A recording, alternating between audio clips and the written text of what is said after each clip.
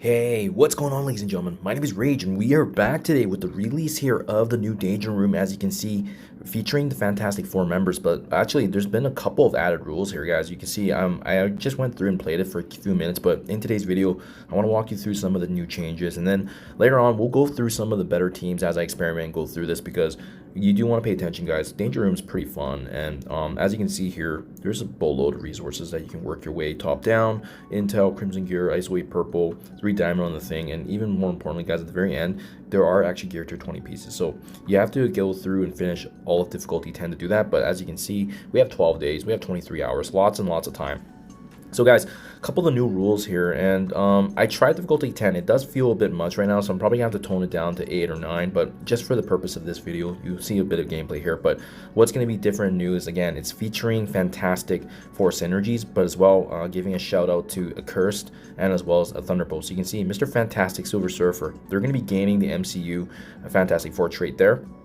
We also have Blade, Elsa, Bloodstone, as well as Ghost Rider, once again gaining the Accursed trait. You can see they also get substantial stat increases there. And this one with Thunderbolts too, also getting love to Red Guardian, Elena, Iron Patriot, all gaining the Thunderbolt trait, so they're going to get some substantial increases there. But you can see real quickly here, let me just show you, some of the runs can be very, very quick here as we progress through. And like I said, it's all about just making those little dents and building up points along the way. But if you have characters like, for example, Blade can be utilized. He's a very good character here. To be honest, I don't know how useful he's going to be in this setting, in this rendition of it, but you know, you can see which one are your favorites here. And as well, obviously, we have the chance here to rent some Fantastic Four characters.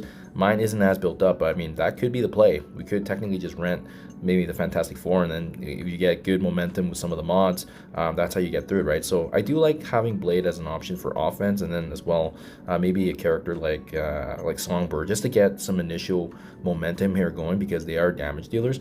And the one thing to remember too, guys, is when you're doing this, make sure you separate your characters so that way they're not adjacent to each other. But let me just do a couple notes here, and you can see the difficulty, but as well as how we can stack up the mods, right? So initially, these starting nodes aren't usually too bad, so we can go ahead and you can see just like that, we're already building up these mods, and this is going to help us overall, right? We can keep going through, and remember, you only really get the points if you're able to finish it at the very end. But this is what I mean. It's going to depend on RNG a bit, but if you're able to build up some good momentum, that's when I would start pivoting over to renting some of those characters. Difficulty 9 doesn't seem too bad, but I think difficulty 10 is where the real challenge lies. So thankfully, right now, we can actually just one-shot a lot of these nodes here and get through most of it. You can see just one-shot, boom, boom.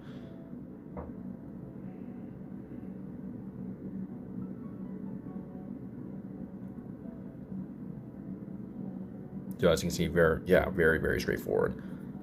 And then claiming the bonuses there as well, as you can see. And then again, not exactly the best upgrades here along the way, but you can see how quickly you get through it, and it's kind of nice. And as you build up your team, whatnot, you can get a feel for, oh sorry, be careful hitting that new run there, but you can get a feel for your team overall to see how well you can stack up, right? So we're already kind of 5 out of 20, which is a quarter of the way through, and I really like taking advantage of these care packages, because you never know what you're going to get.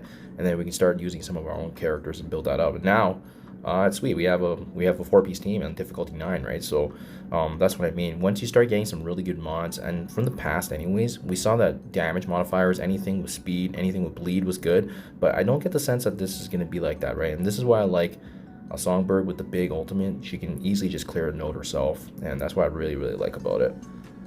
And then again, just build up points here and whatnot. So it's really up to you guys. I think it's a really fun game mode, and again, it's gonna be here for a week and a bit, so we can take our time with this when we have time.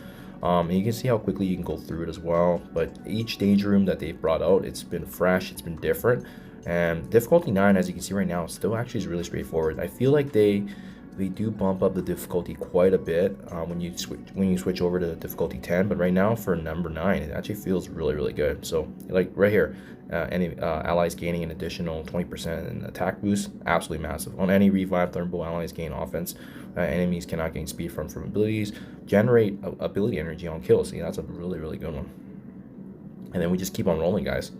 And then this is, I really like this shop here, because this is a good chance to just pause here real quick and take a look at some cards.